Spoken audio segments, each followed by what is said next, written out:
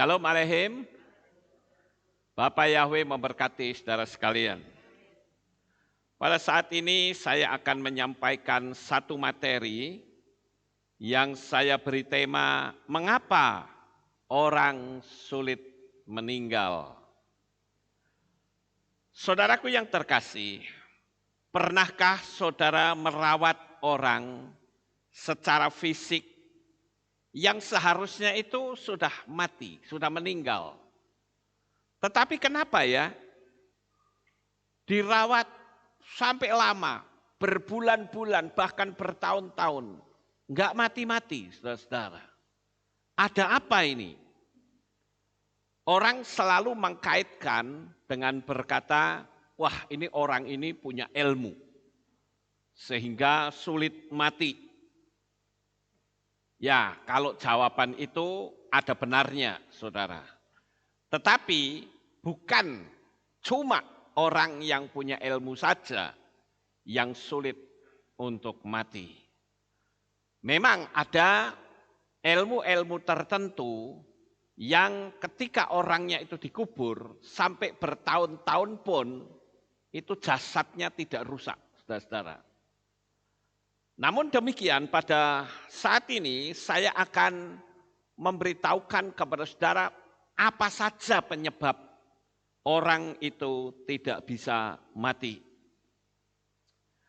Bagaimana kalau kita lihat saudara-saudara seperti di gambar itu, ini kan dia ada di rumah sakit. Di sana sini banyak selang saudara-saudara.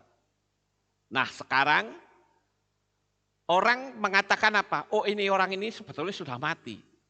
Tapi dia itu hanya hidup dengan bermacam-macam selang. Sekarang yang jadi pertanyaan, apakah hal ini akan diteruskan atau mau dicabut saja selangnya?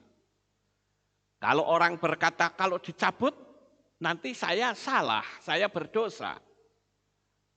Saya kasih jalan keluar Bapak Ibu. Karena pernah sekali waktu ada orang merawat orang tuanya, selangnya ke sana banyak sekali alat yang ada di tubuhnya. Kalau dilihat secara fisik, orang tersebut seharusnya mati. Tapi enggak mati-mati, saudara. Dia hanya bernafas, tapi dia enggak bisa melakukan apa-apa. Lalu apa yang harus dilakukan? Kalau kita yang mencabut, kita salah. Kita berdosa. Tapi kalau tidak dicabut, biaya membengkak. Bagaimana tuh? Nah, saya kasih tahu caranya, saudara-saudara. Supaya kita tidak bersalah di hadapan Tuhan, kita juga tidak kehabisan dana, karena kalau orang yang sudah nafasnya satu-satu semua menggunakan alat, kesempatan untuk hidup itu sudah sangat tipis. Apalagi kalau jaringan otaknya itu sudah rusak. Maka saya memberikan saran, sebaiknya saudara itu memberitahu kepada dokter yang merawat. Saudara katakan begini, Pak dokter, ini orang tua saya kan masih diselang terus. Ini kira-kira sampai kapan ya dok? Dia pasti berkata, wah mungkin masih lama. Ya. Nah, cara yang tepat adalah saudara berkata, maaf ya dokter, saya sudah tidak bisa lagi memberikan biaya untuk mengobati ini, karena ini biayanya kan terus membengkak. Apa yang harus saya lakukan? Biasanya dokter itu akan mengatakan, ya dicabut saja. Nah kalau dicabut kan berarti kita yang salah, sama saja kita membunuh saudara-saudara. Nah terjadinya dilema seperti ini, maka di Eropa, itu di Belanda, itu dilegalkan yang namanya praktek etanasia. Etanasia ini suntik mati, saudara-saudara. Jadi kalau orang tua sudah tidak mungkin ada harapan untuk hidup, ya lebih baik disuntik mati. Itu sudah dilegalkan di negara Belanda dan Eropa. Tetapi tentu saja kita sebagai orang yang percaya kepada Tuhan untuk melakukan itu tidak mungkin, saudara-saudara. Itu sama saja membunuh. Apalagi di Indonesia itu tidak lazim dan ilegal. Jadi jalan satu-satunya ya kita memberitahu sama dokternya, kita katakan, maaf dok, saya sudah tidak mampu lagi untuk membiayai semua peralatan seperti ini. Terserah dokter saja dah, pokoknya saya sudah stop sampai di sini. Jadi kalau begitu yang mengambil selangnya siapa Bapak Ibu? Ya dokter. Berarti kita kesalahan enggak? Tidak. Karena kita memang sudah tidak bisa membiayai. Tapi kalau kita yang mencabut, kita salah. Jadi biarkan saja dokter yang mencabut, salahnya dia. Ya kan? Nah itu saran saya Bapak Ibu. Supaya kita tidak bersalah. Nah, lalu apa saja yang menjadi penyebab orang sampai mengalami kesulitan untuk mati? Saya menemukan ada beberapa hal yang perlu kita pahami sehingga kita bisa menangani caranya seperti apa. Kalau sudah seperti ini Bapak Ibu, dicabut selangnya, yang cabut tentu saja bukan kita ya, dokter ya, yaitu sudah urusan dia. Sebelum dicabut, sebaiknya saudara doakan terlebih dahulu. Saudara menjadi imam, menjadi juru syafaat, memintakan ampun kepada orang yang sudah kondisinya seperti itu. Bisikkan pula Shema Yisrael. Saudara berperan sebagai orang itu, memintakan ampun dan mengakui kepercayaan kepada Bapa Yahweh. Itu sikap saya seperti itu, saudara-saudara. Sekarang kita akan melihat apa saja sih yang menjadi penyebab orang sampai sulit untuk mati. Yang pertama adalah karena orang tersebut itu pada masa lalunya itu menabur keburukan. Sehingga ketika dia menabur keburukan, dia harus menuai. Ingat di dunia ini ada hukum tabur tuai. Jadi dia harus menuai. Saya pernah mendoakan seseorang, saudara-saudara. Ketika saya doakan, di batin saya, itu seperti ada yang mengatakan, orang ini sedang menuai. Jadi, karena dia sedang menuai, didoakan seperti apapun, dia tidak akan mati, saudara-saudara. Dia harus membayar semua taburan itu sampai tuaiannya selesai. Kalau misalkan dibuat supaya dia mati cepat-cepat bagaimana?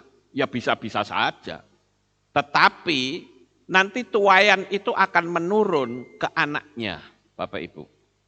Jadi kalau saya tidak menyarankan seperti itu, biar saja memang saatnya dia tuai, saudara-saudara.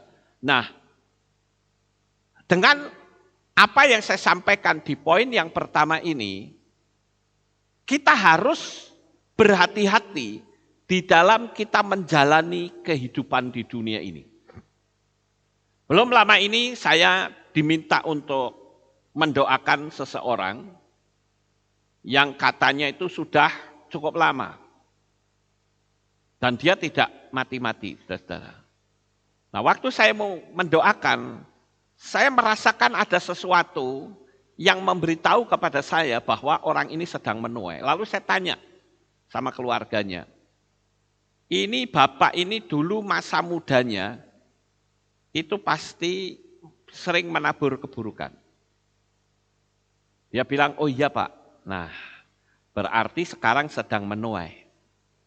Jadi saya katakan ini akan memakan waktu lama. Biasanya kalau didoain kan biasanya cuma berapa, paling lama 1 minggu lah. Itu pasti kembali. Tetapi kalau dia sedang menuai, itu akan memakan waktu lama. Karena mungkin waktu dia masih muda, naburnya itu tidak baik. Nah, dari poin ini, hati-hati ketika kita menjalani hidup di dunia ini, Bapak Ibu. Jangan sampai kita menabur keburukan. Lebih baik kita menabur kebaikan.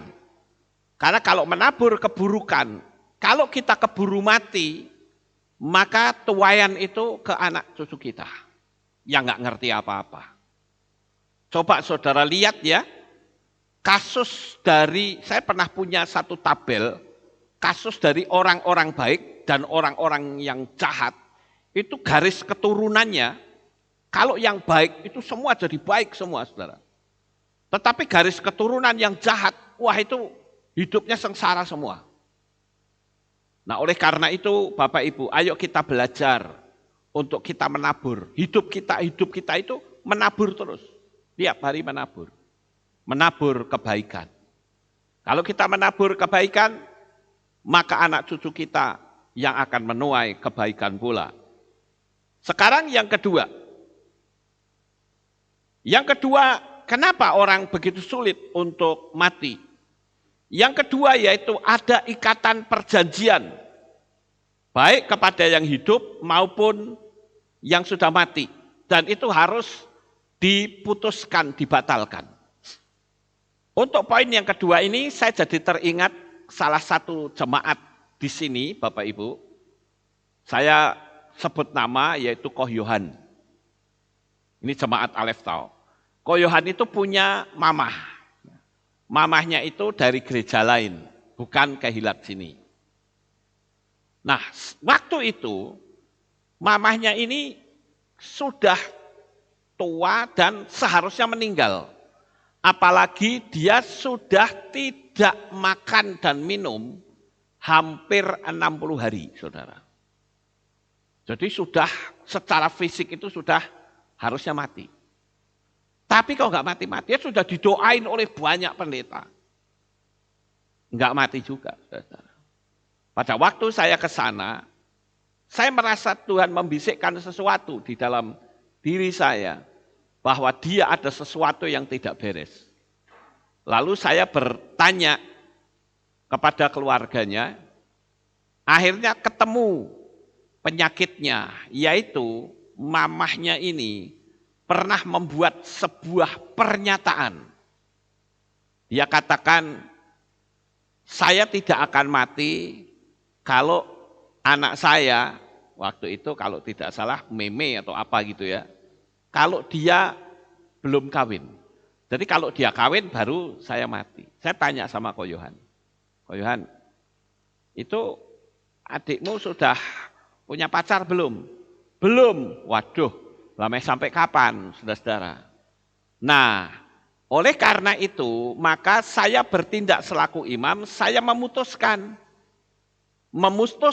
perjanjian yang pernah dia ucapkan, bahwa aku tidak akan mati sebelum anakku yang perempuan ini kawin. Begitu saya putuskan, saudara. Saya ingat pada waktu itu, malam hari saya ikut sel di daerah Mogeman. Pada waktu itu saya pergi bersama dengan kelompok sel, enggak sampai 10 menit saya ditelepon. Mama sudah meninggal katanya. Jadi ini secara alam roh mesti diselesaikan ya Bapak Ibu. Kalau alam roh tidak diselesaikan, akan terus seperti itu. Itu adalah yang kedua. Sekarang yang ketiga Bapak Ibu. Yang ketiga, yaitu ketika seseorang itu memiliki susuk atau jimat di dalam tubuhnya. Nah ini saya tunjukkan dua gambar ya. Ini yang di sebelah kiri ya. Itu adalah seorang ibu yang memiliki susuk. Namanya itu Mbah Sumirah dari Banyuwangi. Dia punya susuk dan ini saya ambil dari salah satu channel YouTube yang bernama Video Unik Seram. Itu channelnya. Saya ambil dari sana dan di situ diceritakan bahwa Mbah Sumirah ini memiliki susuk. Sehingga seharusnya mati, nggak mati, saudara. Padahal tubuhnya itu sudah tinggal tulang belulang. Kalau saudara lihat ini ngeri sekali, bukan? Ya, sudah nggak ada apa-apanya. Tapi dia hidup terus, saudara, nggak mati. Dikasih makan pun, ya makan sedikit, paling cuma 1 sendok atau 2 sendok itu sudah selesai. Nggak mati juga, saudara. Nah, saudara bisa bayangkan itu. Sangat miris sekali ya. Kemudian, orang juga sulit untuk mati karena apa? Dia seorang dukun. Nah, yang sebelah kanan, itu saya ambil dari channelnya Kang Ujang Bustomi Cirebon. Itu saya ambil, di situ diceritakan tentang adanya seorang dukun yang sulit untuk meninggal. Dan itu secara alam roh harus diselesaikan. Ya Bapak Ibu, jadi ini saya tunjukkan penyebab-penyebabnya dulu. Setelah itu nanti di bagian belakang, saya akan kasih tahu bagaimana caranya untuk kita bisa melepaskan orang tersebut sehingga dia bisa cepat mati, Bapak Ibu. Ya, jadi ini yang ketiga. Di poin yang ketiga ini, saya menghimbau kepada saudara sekalian, mumpung belum terlambat, bagi saudara yang ada di belahan dunia manapun, saudara yang pernah memasang susuk, segera diselesaikan. Jangan sampai saudara pegang gengsi, tapi ketika saatnya saudara mati, saudara nggak akan bisa mati. Tersiksa hidup seperti itu. Kalau saya bayangkan Mbah Sumirah itu sudah cuman goyang-goyang saja, nggak bisa ngapa-ngapain. Itu penderitaannya luar biasa, saudara. Itu mesti dilepaskan, energinya dibuang. Ya, itu adalah yang ketiga. Sekarang yang keempat, saudara-saudara. Yang keempat yaitu orang bisa saja sulit untuk mati karena dia dikutuki oleh orang. Baik orang yang masih hidup maupun orang yang sudah meninggal. Apa yang saya tayangkan pada malam ini, Bapak Ibu, itu adalah hasil kumpulan dari pelayanan saya. Jadi saya catat satu-satu gitu ya. Setelah numpuk akan bisa jadi bahan khotbah seperti pada malam ini. Jadi kalau ada orang tanya, saya bisa kasih tahu bagaimana sih cara melepaskannya.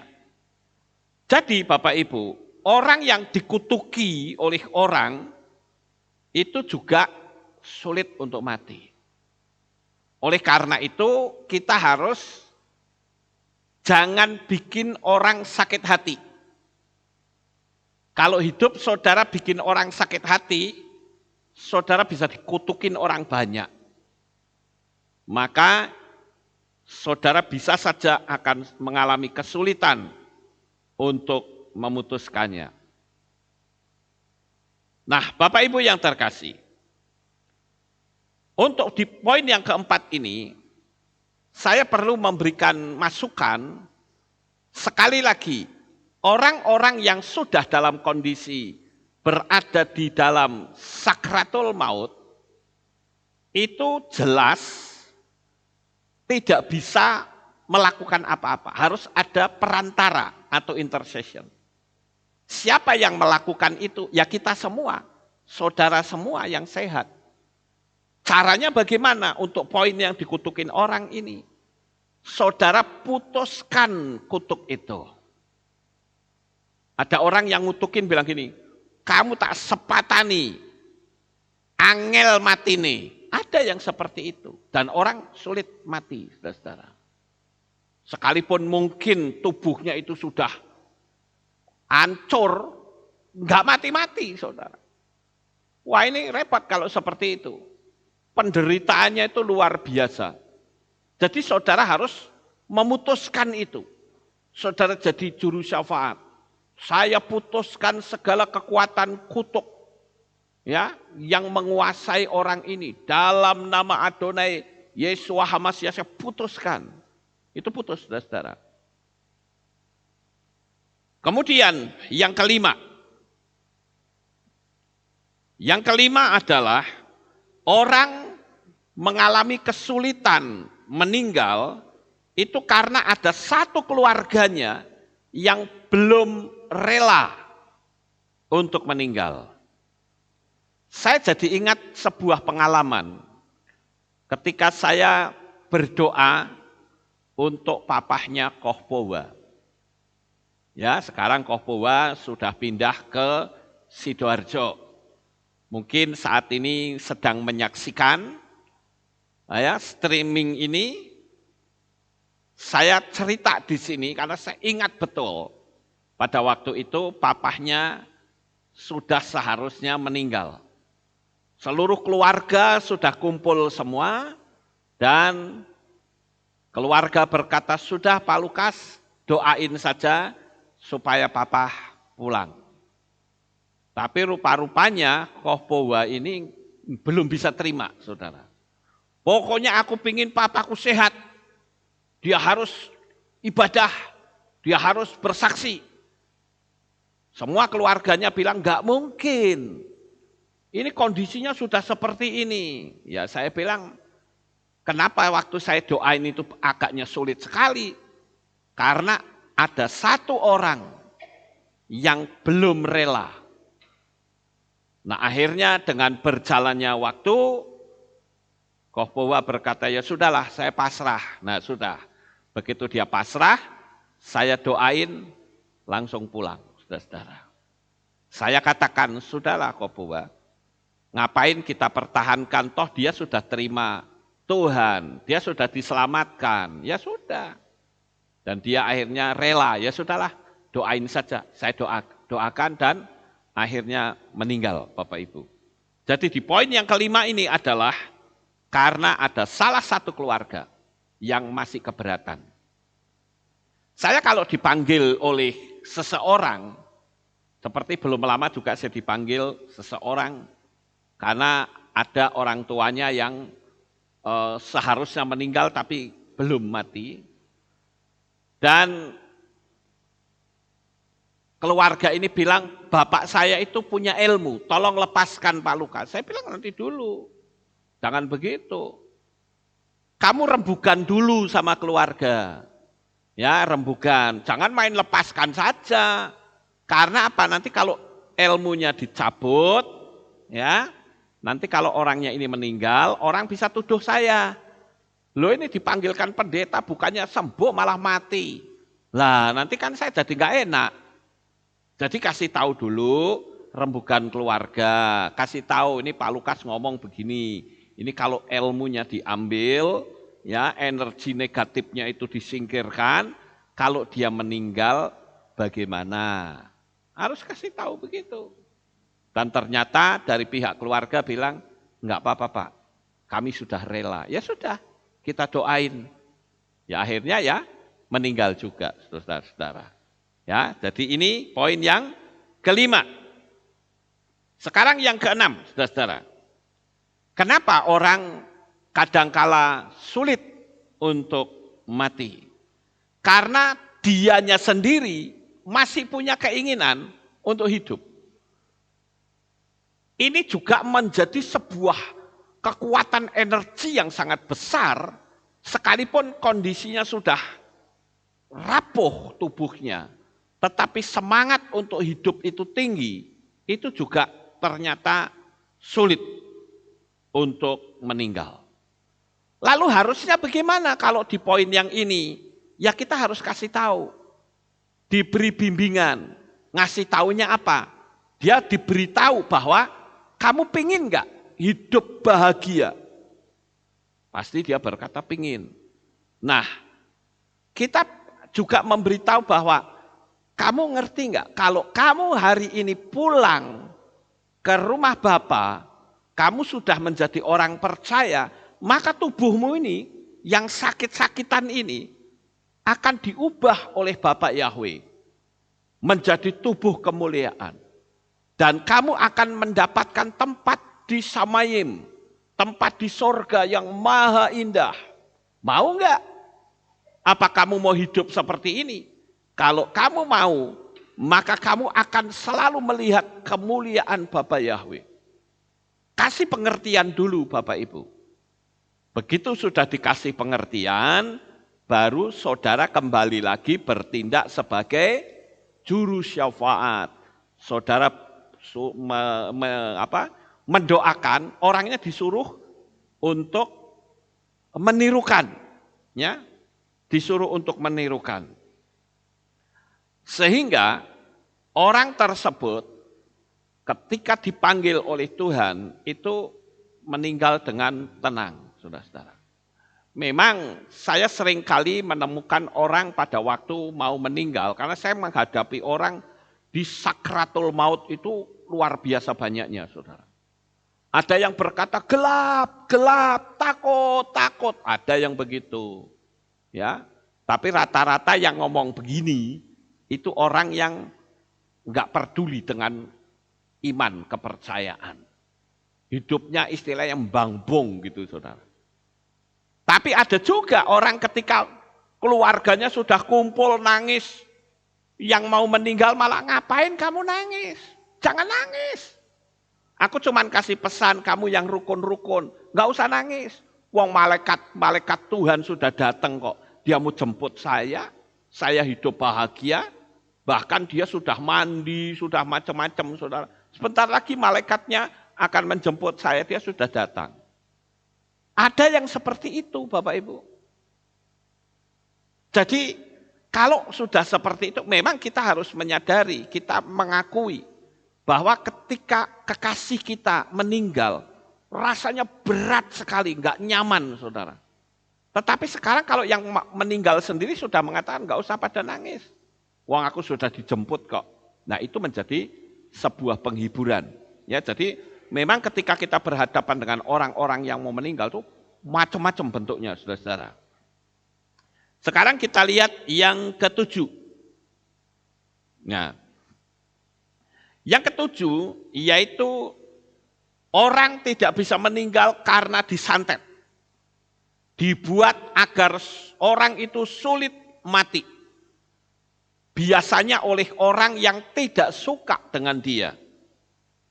Ya tentu saja kembali lagi posisi saudara sebagai juru syafaat itu harus memutuskan dan mengkuduskan tubuhnya. Ya, jadi saudara mesti memberitahu seperti itu. Nah, Bapak Ibu yang terkasih, saya akan tanamkan kepada saudara di poin ketujuh ini. Tadi kan saya suruh menirukan. Menirukannya seperti ini, saudara. Saudara bimbing dulu tentang nama Bapa Yahweh itu siapa. Yesua itu siapa. Kasih tahu dulu. Ya, kalau sudah baru saudara suruh menirukan. Maaf saya harus bicara seperti ini, saya enggak urusan agama. Yang saya urusan, saya lakukan ini sebagai standar di mana saya melayani. Saya selalu mengatakan begini. Coba tirukan saya ya. Ya, mungkin saudara bisa tirukan ya.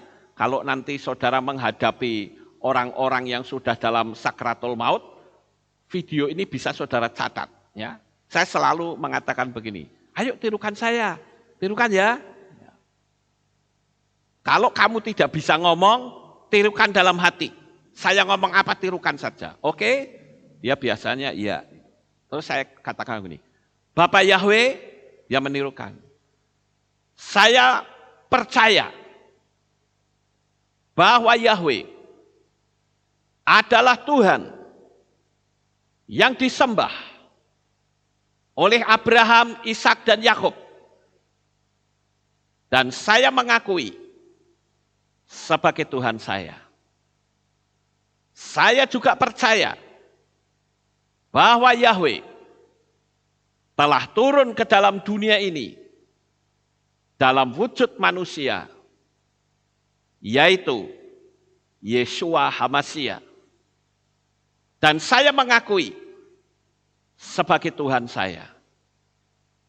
Saya juga percaya, terus disuruh menirukan ya. Saya juga percaya bahwa Roh Kudus adalah rohnya Yahweh yang diturunkan untuk menolong dan membimbing saya. Saya juga percaya Roh Kudus Tuhan saya.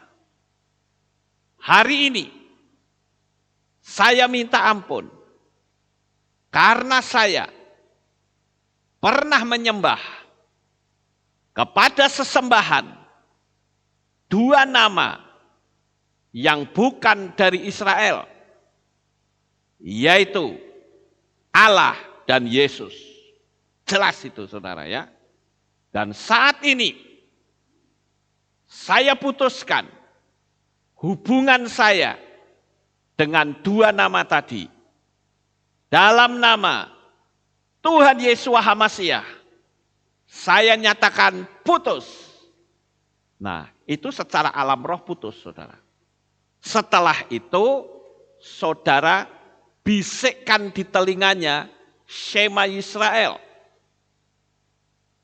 Kecuali kalau orangnya itu sudah ngerti tentang Shema Yisrael, ajak nyanyi bersama. Bisikkan di telinganya. Kita nyanyi Shema Yisrael ya. Ikuti saya. Shema Yisrael, Yahweh Eloheinu, Yahweh Ehad, Baruch Shem Kevod Malchuto Leolam Faed. Dua kali saudara. Ya, baru setelah itu saudara mengucap syukur. Dan orang itu diserahkan. Kita katakan, Bapak Yahweh, saya menyerahkan saudara saya ini ke dalam tangan kasih-Mu. Silahkan engkau kirimkan malaikat maut untuk menjemputnya. Dan saudara tahu, malaikat maut itu datang dan menjemputnya. Jadi kita harus seperti itu modelnya Bapak Ibu. Kenapa? Karena kita ikutin prosedur, ya, hierarki yang ada di dunia alam supranatural. Sekarang kita lihat yang ke-8. Apa penyebab orang sulit meninggal? Yang ke-8 yaitu ditunggangi oleh roh lain. Atau saya menyebut ditempeli roh lain. Ingat Bapak Ibu, saya perlu kasih tahu, saudara mau percaya apa tidak silahkan, tapi yang namanya rumah sakit itu energinya negatif. Kemarin saya sudah sampaikan ya, rumah sakit, penjara, itu energinya negatif. Rumah kosong itu energinya negatif. Dan biasanya di rumah sakit itu banyak setannya, saudara. Banyak setannya. Nah, kadangkala orang sudah saatnya mati, nggak mati kan ditempelin setan, saudara-saudara. Nah, ini memang sebagai pendoa itu dibutuhkan kepekaan. Ya.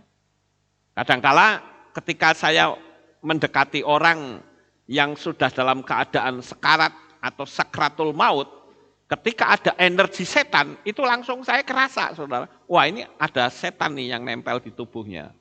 Nah, saudara bisa tumpang tangan. Singkirkan dulu energi itu. Setelah itu tetap saudara harus bertindak sebagai imam. Harus seperti itu. Ya, sekarang yang ke-9 Bapak Ibu. Apa yang menyebabkan seseorang itu sulit untuk mati? Yang ke-9 yaitu terlalu melekat pada benda-benda duniawi. seperti rumah, handphone, harta warisan, mobil. Coba saudara lihat, orang-orang yang terlalu melekat dengan dunia, itu kalau mau mati itu pikirannya ke harta benda terus, saudara. Jadi agak sulit untuk meninggal. Nah itu saudara mesti kasih tahu. Ya, diputuskan secara alam supranatural. Begitu saudara putuskan, maka yang terjadi adalah orang itu pasti meninggal. Ya, itu adalah yang ke-9. Sekarang yang ke-10. Apa penyebab orang sulit untuk meninggal? Karena memiliki kebencian yang sangat dalam pada seseorang. Saudara tahu nggak kenapa sih orang kalau punya kebencian dengan orang lain, kok angel matinya? Sulit meninggal, apa sebetulnya maksud Tuhan? Kalau kita ngerti, sebetulnya Tuhan itu sedang memberikan dia waktu, memberikan dia kesempatan untuk dia bertobat dan untuk dia menyelesaikannya secara alam roh. Memang orang itu tidak bisa mendatangi orang yang sedang kepahitan, sedang dibenci. Tidak bisa, karena kondisinya sudah ada di tempat tidur. Tetapi harus diselesaikan di dalam dirinya. Karena kalau kebencian ini terbawa terus sampai mati, Bapak Ibu, ya mohon maaf, kayaknya nggak bisa deh masuk ke Samayim. Nggak bisa masuk surga. Kenapa? Karena ada kedengkian, ada kepahitan hati. Makanya di poin yang ke-10 ini, ayo Bapak Ibu, jikalau saudara punya kebencian dengan orang lain, ayo selesaikan sekarang. Saya berulang kali memberitahu, saya tanamkan lagi kata-kata saya, supaya itu masuk betul di pikiran saudara. Kalau saudara membenci seseorang, saya katakan, orang yang saudara benci, itu tidak akan menderita dengan kebencian yang kau tanam di dalam hatimu. Enggak akan, saudara. Maka saya bilang, apakah dengan kamu benci, kamu pahit orangnya itu sengsara? Enggak. Yang sengsara ya kita sendiri. Jadi untuk apa kalau begitu membenci? Abaikan saja, saudara-saudara. Makanya kalau kita sudah bisa seperti itu, akhirnya ketika saudara diolok, dicaci maki, dihina, difitnah, saudara nggak akan tergores sama sekali hati saudara. Karena sudah menjadi kebal. Ya. Jadi jangan sampai saudara membenci. Karena kalau saatnya meninggal, bisa jadi saudara akan mengalami kesulitan. Sekarang yang terakhir, saudara-saudara. Apa yang membuat orang sulit untuk meninggal? Yaitu orang yang arogan, orang yang sombong, sehingga memperlakukan orang lain dengan sangat kejam. Apalagi kalau dia punya jabatan.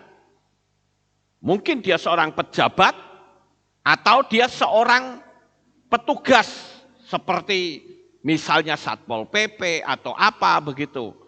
Lalu bertindak sewenang-wenang terhadap pedagang-pedagang kecil. Seperti yang saudara lihat di gambar ini. Ini ada pedagang yang sedang diobrak-abrik, saudara.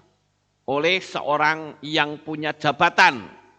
Nah, orang ini bahaya, saudara. Saya katakan orang-orang yang seperti itu bisa jadi nanti matinya sulit.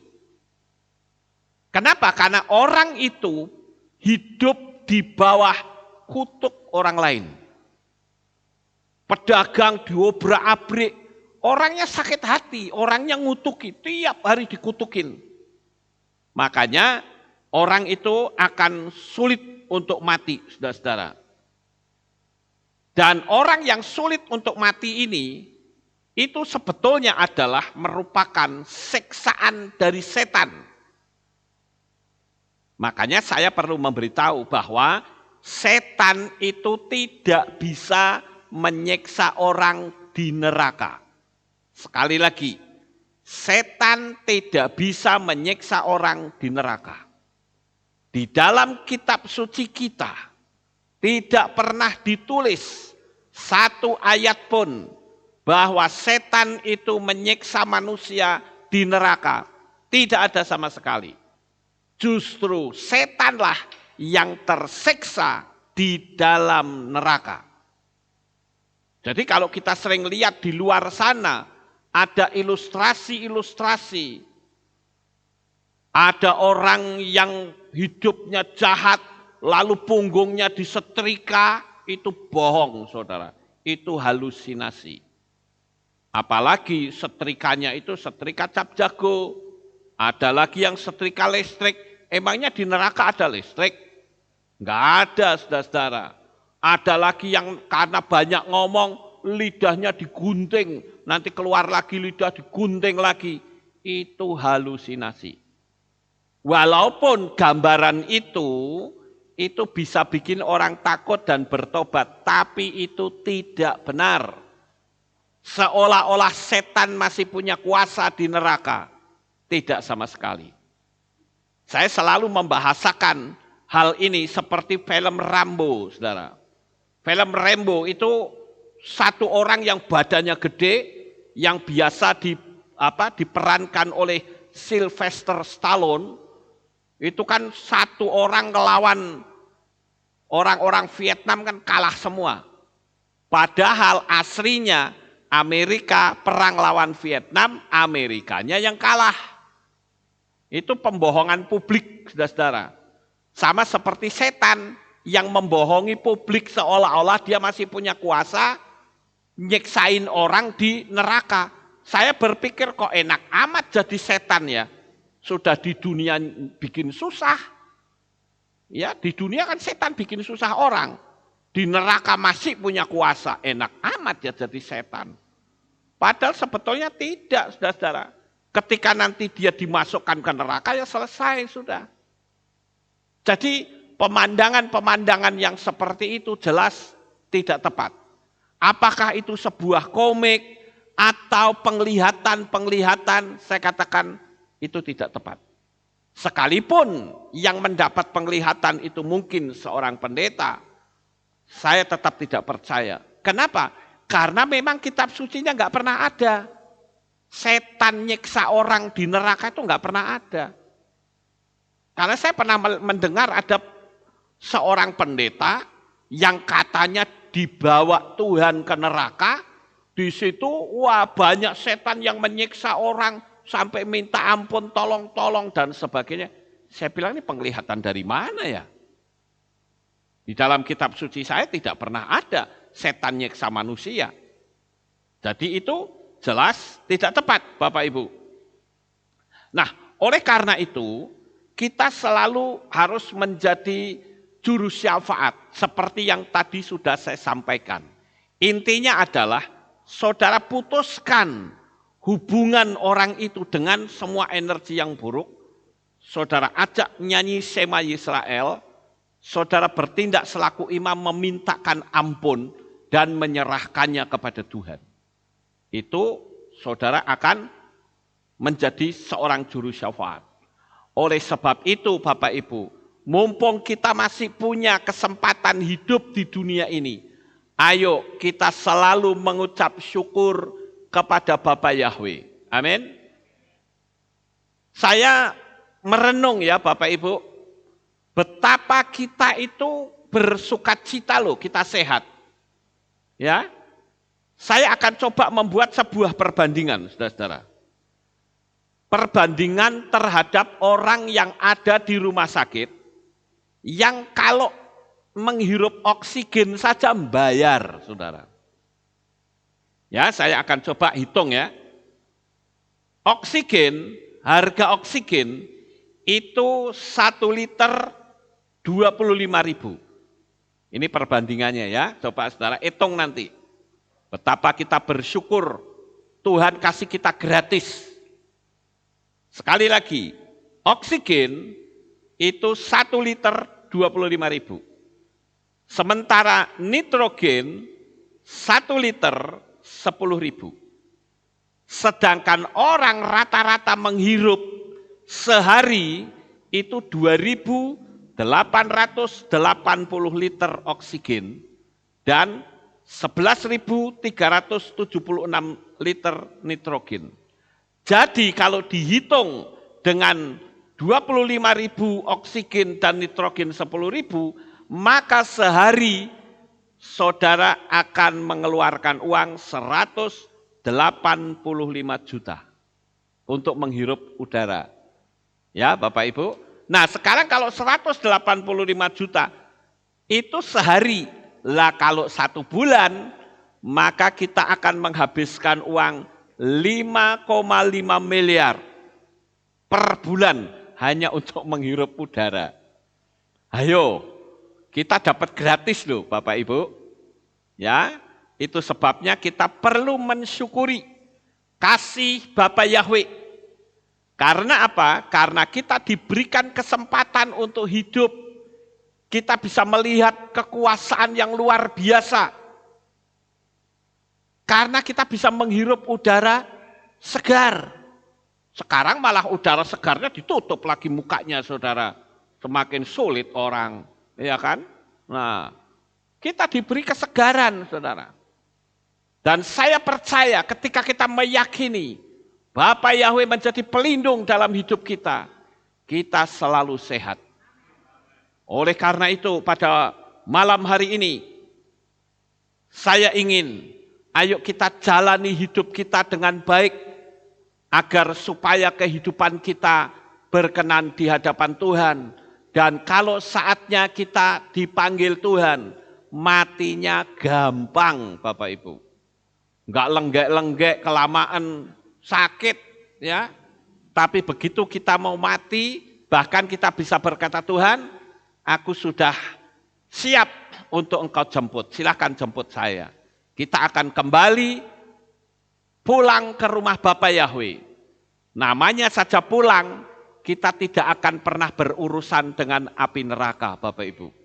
Oleh karena itu pegang terus teguh iman kita kepada Bapa Yahweh. Doa saya untuk semua subscriber dan saudara yang ada di rumah di Magelang dan di berbagai tempat. Doa saya untuk saudara, engkau selalu diberikan kesehatan, damai sejahtera, sukacita, kekayaan, berkat yang besar, dan saudara akan terus memuliakan Tuhan di hari-hari yang indah. Kapanpun Tuhan panggil, saudara tidak perlu takut. Doa saya selalu menyertai saudara sekalian dari sekarang ini sampai selama-lamanya. Sukses besar untuk saudara. Bapa Yahweh memberkati. Haleluya. Kita tunduk kepala Bapak Ibu dan kita akan berdoa. Kami mengucapkan terima kasih dan syukur kepadamu ya Bapa Yahweh. Pada malam hari ini kami bersama-sama telah mendengarkan renungan firman-Mu. Biarlah kami sebagai anak-anak-Mu akan menjadi juru syafaat bagi orang-orang yang saat ini sedang mengalami kesulitan untuk dipanggil Tuhan. Oleh karena itu Bapa, Engkau memberkati anak-anak-Mu semuanya, sehingga dia bisa membawa jiwa-jiwa, sekalipun mereka justru pada saat menjelang kematian. Inilah doa syukur yang kami naikkan kepadamu. Di dalam nama Adonai Yesus HaMashiach, kami sudah berdoa dan mengucap syukur. Semua yang percaya berkata, amin. Haleluya. Kita akan dengar pengumuman. Shalom, berjumpa kembali dalam Aleph Tau Breaking News. Berikut saya sampaikan pengumuman untuk minggu ini. Info Hari Raya. Hari Raya Tisha B'Av akan diadakan pada hari Minggu 18 Juli 2021 pukul 6 pagi di channel YouTube Keilat Aleph Tau dengan tema Kasihmu Tetap Sama Dulu, Sekarang, dan Selamanya. Dalam rangka memperingati Hari Raya Tisha B'Av, Jemaat dihimbau untuk berpuasa selama 25 jam dimulai pada hari Sabtu 17 Juli 2021 pukul 6 sore. Dari Divisi Ibadah Anak menghimbau agar Bapak Ibu mengajak putra-putrinya untuk mengikuti ibadah anak online melalui channel YouTube Aleph Talk Kids pukul 9 pagi. Demikian pengumuman untuk minggu ini. Sukses besar bagi saudara, tetap sehat dan semangat, Bapak Yahweh memberkati. Ya, itulah pengumumannya Bapak Ibu Saudara. Kita akan akhiri kebaktian kita pada malam ini. Saya mengundang jemaat Tuhan semua, kita sama-sama bangkit berdiri dan kita akan tutup di dalam doa. Terima kasih Bapak Yahweh, selesai sudah ibadah kami. Dari awal, pertengahan, sampai pada akhirnya. Sebentar lagi anak-anak-Mu akan kembali pulang ke rumah mereka masing-masing. Kami mohon Tuhan pimpin, tuntun jalan hidup mereka semuanya.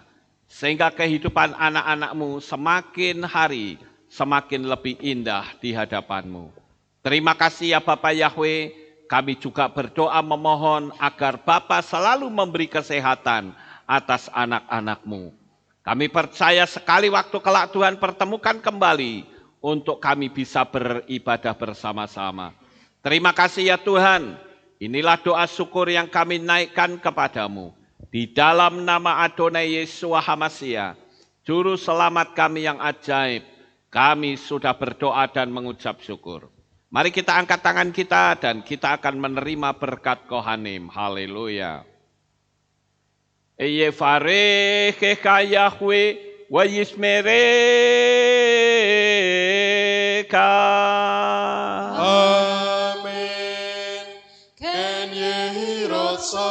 Yair Yahweh panau eleka, wehuneka.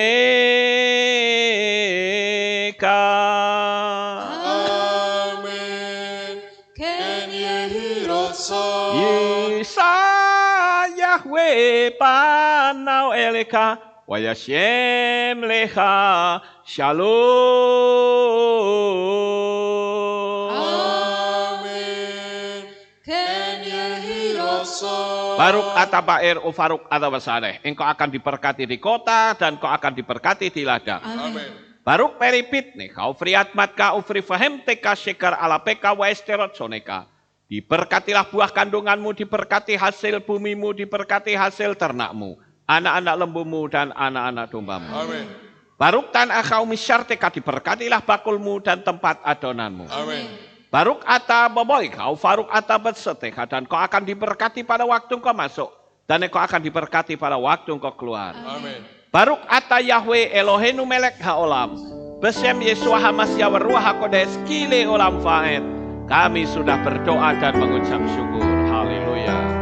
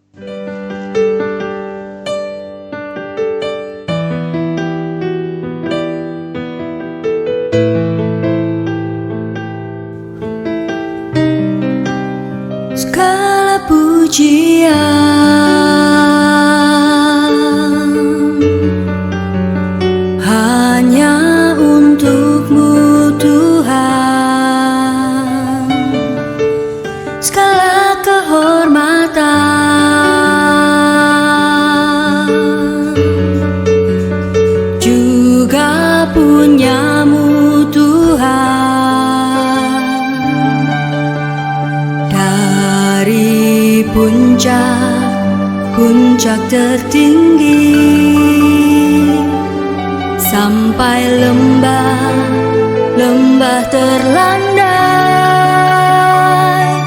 semua karya kasih cintamu, sujud menyembah Sang Maha Pencipta. Hatiku menari disertai derai air mata memanggil namamu, Yahweh Tuhan. Segala kemuliaan hanya bagimu.